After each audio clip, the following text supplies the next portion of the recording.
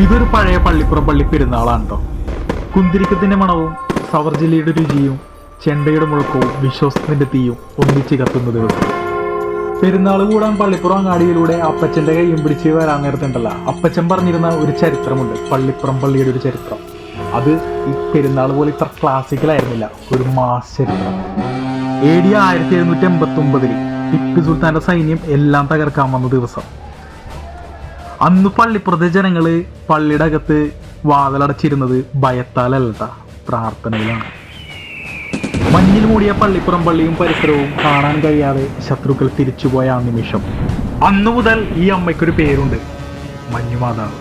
ഇന്ന് ലോകത്തിന്റെ ഏതു കോണിലായാലും ഒന്ന് വിളിച്ചാൽ മതി, മഞ്ഞുമാതാവ് സംരക്ഷിക്കുമെന്ന വിശ്വാസം ഇന്നും പള്ളിപ്പുറത്തുകാർക്കുണ്ട് കേട്ടോ. ഞങ്ങൾ പള്ളിപ്പുറത്തുകാരുടെ ആദ്യത്തെ ഹീറോയും മാസും എല്ലാം ഈ മഞ്ഞുമാതാവ് തന്നെയാണ് ഇപ്പോൾ, അന്നും ഇന്നും എന്നും.